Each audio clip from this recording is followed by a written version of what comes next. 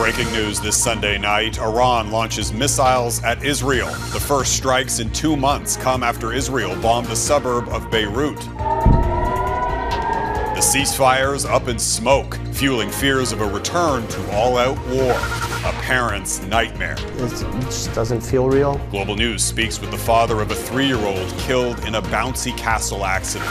Unpopular premier, what a new poll reveals about support for Daniel Smith after her independence referendum call. Plus, a celebrity shout-out in the sky. This sweet lady. This Indigenous flight attendant's viral video with Rihanna. Global National. Reporting tonight, Jeff Semple. Air raid sirens echoing over Israel tonight, warning of incoming missile fire from Iran. They're the first direct strike since a ceasefire in early April and risk tipping the region back into a full-blown war. Good evening and thank you for joining us. It's now been 100 days since Israel and the U.S. launched their assault on Iran. President Trump has been insisting for weeks that they're close to negotiating an end to the conflict. But this weekend, the Israeli military targeted a suburb of Beirut, violating a U.S.-brokered ceasefire in Lebanon. And tonight, Tehran responded. Candice Cole reports. Sunday, in a major escalation in the now 100-day war between the U.S., Israel, and Iran, Iran carried out missile strikes against Israel in retaliation for Israeli strikes just outside of Beirut. The strikes are the first since the U.S.-backed ceasefire with Lebanon was announced last week. Iran's missile launch follows threats Iran's parliamentary speaker Mohammad Khalibaf made on social media, naming American and Israeli bases as legitimate targets Sunday due to Israel's attack on Lebanon, and accusing the U.S. of being complicit. In response, Israeli National Security Minister Ben-Gvir saying tonight Tehran must burn. A lasting ceasefire with Lebanon has been a key sticking point for Iran to reach a deal with the U.S. to end the war. Those efforts now compromised due to this latest wave of attacks. As the war drags on, and with no clear off-ramp for Donald Trump, the relationship with his Israeli counterpart, Prime Minister Benjamin Netanyahu, has become strained. Just last week, Trump said, I was a little bit perturbed at his constantly fighting with Lebanon. You know, at some point I said, maybe we got to stop this. We got to stop it. This as the U.S. suspects the Israeli government of spying on its negotiations with Iran, as trust between the two allies appears to be fracturing, according to reporting by NBC. Israel's military says it intercepted Iran's missiles, while Iran has threatened more, quote, destructive attacks if Israel retaliates, according to Iranian state media. Trump has also responded, telling Fox News that Iran needs to, quote, get back to the table and make a deal. Candice Cole, Global News, Washington.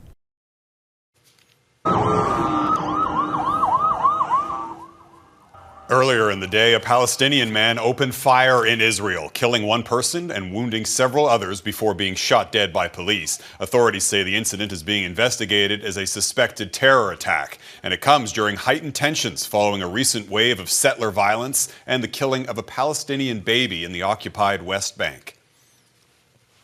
We're so proud of everybody here supporting us from different countries in the world. In Toronto, an estimated 60,000 people took part in the annual Walk with Israel. Police were out in full force to prevent confrontations with counter-protesters who gathered along the route. 6 people were arrested. Organizers say the walk is a show of support for Israel and the Jewish community amid a rise in anti-Semitism and hate crimes. A Montreal father is speaking publicly for the first time a week after his 3-year-old girl was killed in a tragic accident involving a bouncy castle. It happened last Sunday at a neighborhood park. Strong winds sent an inflatable castle and a tent into the air. Witnesses told Global News it spun around before slamming into the ground. Wind warnings were in effect at the time, and it's unclear if the castle was anchored to the ground. 11 people were injured. Ava Ciampini died in hospital. Her father told Global News they just celebrated her 3rd birthday. Felicia Parrillo has their story. Just one day before tragedy struck, this place was filled with family, friends, and laughter. Ava Ciampini celebrated her third birthday here at her father's business, surrounded by dozens of people who loved her. Now, 1 week after her death, her father is sharing memories of the little girl he says could light up any room. She's just so special to us, and everybody that, crossed paths with her, she just had so much character, so much spunk. She was really the light and joy of every day. Last Sunday, Ava was enjoying a community event at this park in LaSalle with her family when a bouncy castle she was playing in was swept up by strong winds. Ava was critically injured and later died in hospital. For Luca, it's a reality that's still impossible to comprehend. It's just unimaginable. We're still waiting to wake up from this nightmare. It just doesn't feel real. As family and friends struggled to process the loss, support began pouring in from across the country. A GoFundMe launched by Luca's best friend has raised nearly $500,000. The response, they say, has been overwhelming. I just hope they know that they don't have to go through this alone, that he has a huge support community, people that love him, and that we're all with him. We're all there for them. Today, Luca says he visits this park every day. Flowers, teddy bears, and handwritten notes now mark the place where hundreds have come to honor Ava. And even now, he says she continues to make a difference. Her organs were donated this week, helping save 4 other lives. What he calls her final act and her greatest superpower. That was the decision we had made, because we know she'll live life through others, and she's saving lives, and she'll always live on and create a legacy. And while her family now faces a future without her, they take comfort in knowing Ava's story didn't end there. In many ways, it's only the beginning. Ava's family hopes she'll be remembered not for the way she died, but for the joy she's brought to those around her and for the lives she's touched. A public memorial is planned here for Tuesday. Jeff? Felicia Parrillo in Montreal. Thanks, Felicia. Environment Canada is warning of an extreme tornado risk in the prairies. Tornado watches have been issued for southeast Saskatchewan and southwest Manitoba for this afternoon and this evening. There's also a risk of 9-centimeter hail and 120-kilometer-per-hour wind gusts. Powerful storms also swept across the U.S. late yesterday. Strong winds interrupted this rooftop pool party in New York and a PGA Tour event in Ohio. Play there had already been suspended and no one was hurt. Some terrifying moments in Ohio yesterday when a busy street festival was interrupted by a gunfight.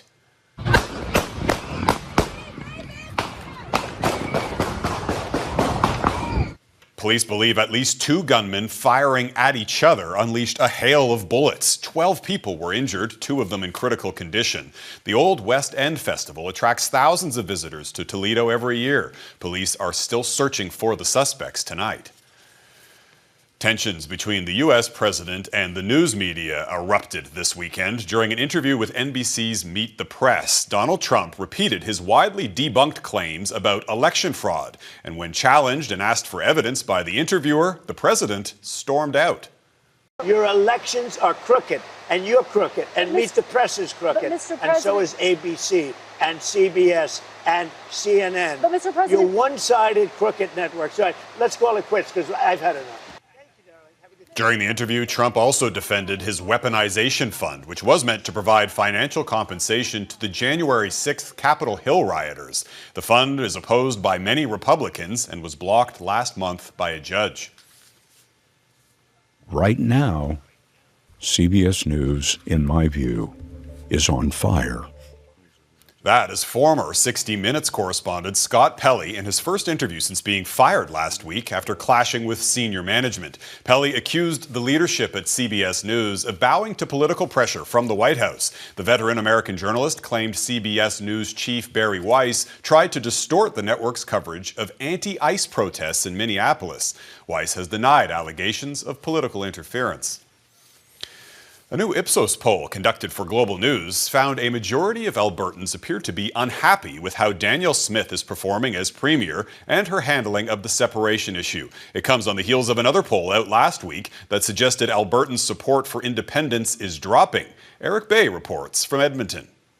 Alberta is a vital part of our beautiful country.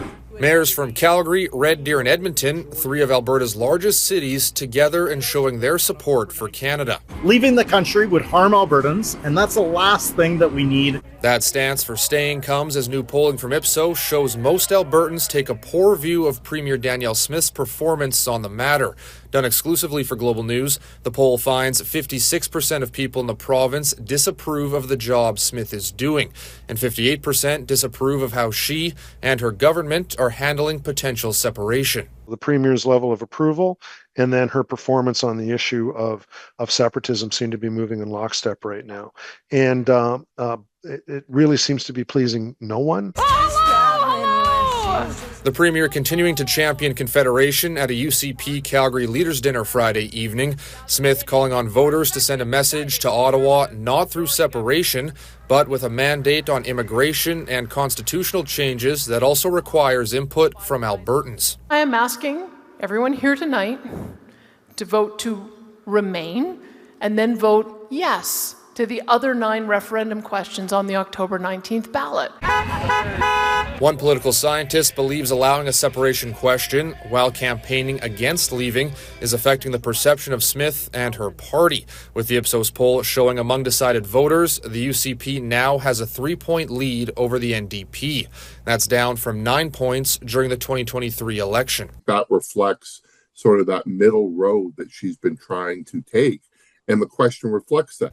Experts say the key will be how Smith handles the next 4 months. If she's able to get past the sovereignty issue, if she's able to push it off the agenda, everybody's had their say, maybe there's a possibility here for recovery. Setting up an important summer of separation messaging.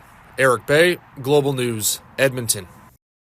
An Air Canada flight attendant's celebrity encounter coming up. Rihanna receives a gift and an Indigenous language lesson.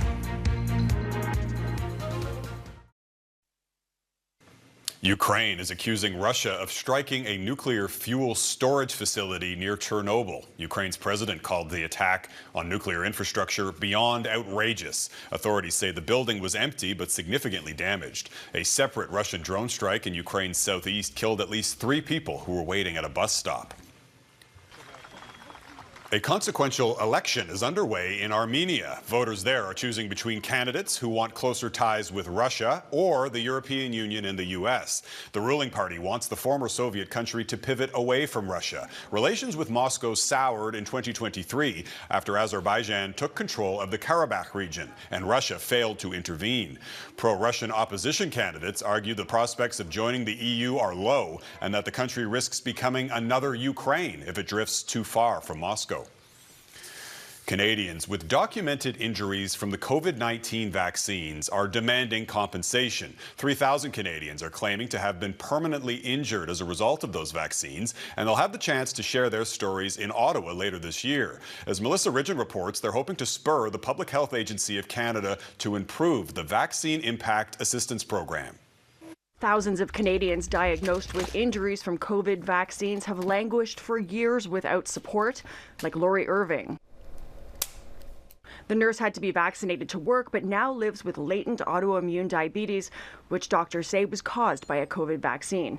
It took too long to diagnose her condition in Manitoba's bogged-down health system, and she missed the 3-year deadline to apply.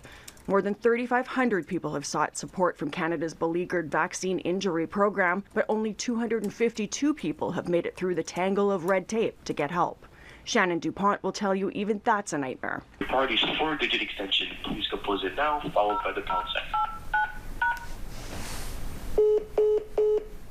They're months sometimes behind on paying me. At one point, they owed me over $15,000 just on that prescription. Conservative MP Dean Allison announced Thursday he's hosting 4 days of testimony on Parliament Hill in September, where people can share their stories and frustrations. I believe Canadians agree on one principle.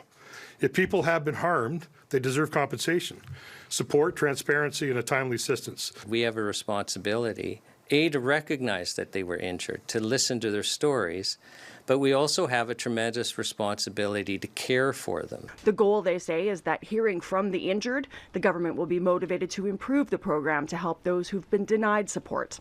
According to the Public Health Agency of Canada, more than 3,000 claims are still being processed since taking over the program from a third party at the start of April. Melissa Ridgen, Global News, Winnipeg. Prepare to launch. Still ahead, the controversy surrounding a project that's been dubbed Canada's gateway to space. It's been dubbed Canada's gateway to space, and this week, the company behind Spaceport, Nova Scotia, is scheduled to launch a series of suborbital launches. The federal government recently signed a multi-million-dollar deal to sublease the site for sovereign rocket launches. But as Heidi Petracek reports, not everyone welcomes that investment or the project. This is what Canada's future sovereign launch site looked like a month after Ottawa signed a $200 million 10-year agreement to lease the location in Canso, Nova Scotia. 4 years after maritime launch services broke ground here, there's just a gravel road and concrete pad. The company's CEO, Steve Matier, says that's not unusual. There's a launch pad in Alaska that looks the same way, but it's been used for multiple orbital launches. There's launch pads in other locations that are just like that as well. Even so, longtime space journalist Eric Berger cautions. I would be suitably skeptical of their capability to spend $200 million in a meaningful way. Spaceports are difficult to build, rockets are hard. Maritime Launch has been telling residents of the small community of Canso for a decade the spaceport will bring jobs and economic benefits. There's been lots of promises, but not a lot delivered on. This business owner wants it for the town's sake. If it doesn't happen, we're going to lose our hospital. The school will end up moving to Guysborough. It's just going to be a spin-off of losing. But where some see economic potential, others see potential failure. This is going to be a test ground for this company. Pat and Bernie Stager are among residents opposed to the project, concerned government oversight and transparency has been lacking. I'd like to see them move it somewhere where it's away from communities. Yeah. Like, there's 1,000 people within 5 kilometers. Marie Lumsden lives less than 3 kilometers from the site and wonders how close is too close. Maritime Launch often calls itself, quote, a fully licensed launch site, but there's no such thing in Canada. Federal regulations for commercial space operations are still in the works. Safety measures, such as distance requirements enforced by Transport Canada, are only imposed on a launch-by-launch basis. The department wouldn't share details from Maritime Launch's last suborbital flight attempt with Global News. This entire thing has been sort of a cart before the horse on so many levels. Yeah. No one's doing due diligence, is what I'm saying. Some residents are quite frankly afraid of what could happen here if something went wrong with a launch. A worst case scenario they don't believe the company is at all prepared for. There will never be anybody within a range that could be harmed from this. Matier says the company's plans follow widely accepted industry standards used in other countries like the U.S. Less than 1 in a million chance that anybody on the ground is going to have anything that's going to affect them. The company is now under pressure to make a sovereign launch happen. Its lease with the Department of Defense stipulates 1 launch pad, utilities, and payload integration must be ready by the end of this year. Heidi Petracek, Global News, Canso, Nova Scotia. This sweet lady gifted me with something very special that I would never forget. A Montreal flight attendant shared this video of her encounter with Rihanna on board a flight from Toronto to Montreal. The proud Mohawk woman says she gifted her own beaded keychain to the pop star and even taught her the Mohawk word for thank you. In my culture, we're very giving, and when somebody or something is very significant or meaningful, we want to offer you something. So I gave it to her and she was so happy. She was like, "You're the first Mohawk that I ever met." The heartwarming clip has been viewed and shared online tens of thousands of times. Up next, the World Cup kicks off this week. Why Vancouver's plans for a pedestrian zone are sparking safety concerns.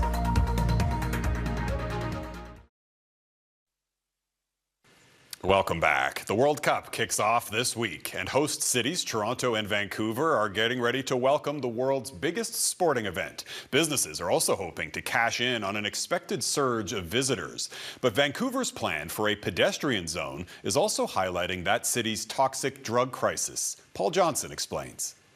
Serving the perfect pint of Guinness at Granville Street's Dublin Calling. Bar manager Ronan O'Hagan has high hopes for the coming pedestrian zone just outside their doors. People are going to be walking up and down the streets, going to the stadium, come back from the stadium hopefully. And that's exactly the vision for the 39-day, 5-block pedestrian zone about to be established on Granville. The street will be closed to vehicle traffic between Georgia and Davie, where each block will have a different theme. Jane Talbot of the Downtown Van Business Improvement Association told us about the vision. How can we provide a free family friendly event where people can just kind of chill and come to downtown Vancouver and, you know, take in the energy? So we've got 5 blocks here, right in the heart of the city, full of bars, restaurants, music venues, all the potential for a memorable experience. One challenge, though, this part of the city, still pretty rough around the edges. I'm just really excited to start my life and get clean. It's hard to get even housing in general. Right in the middle of the zone, we met Sunshine, who was smoking fentanyl through a bong, an activity that many might not see as family-friendly. I think everything will hopefully get cleaned up. One Vancouver City Councillor told Global News while he's not aware of a specific plan, his expectation is that police and healthcare professionals will ensure hard drug use doesn't affect the experience. I'm hoping it's going to be packed, you know, people everywhere. Back at Dublin Calling, there's already been an economic lift from the World Cup. Ronan says they've hired a half-dozen more servers, and he's got a crew organized to build out their street patio in the coming days. As far as he can see, the biggest wild card here is just the weather. Hopefully it's sunny in Vancouver then and people are drinking and watching the games. Paul Johnson, Global News. I got a dream in my heart. I want to win the World Cup. I want to win the World Cup. And Team Canada has just touched down in Toronto. Soccer fans gathered to greet the players at Billy Bishop Airport. Canada plays its first game of the World Cup in Toronto on Friday. And that is Global National for this Sunday night. I'm Jeff Semple. Tonight's Your Canada is Chapney's Arm in Newfoundland and Labrador. Thanks for watching. Donna will be back with you tomorrow. Have a great night.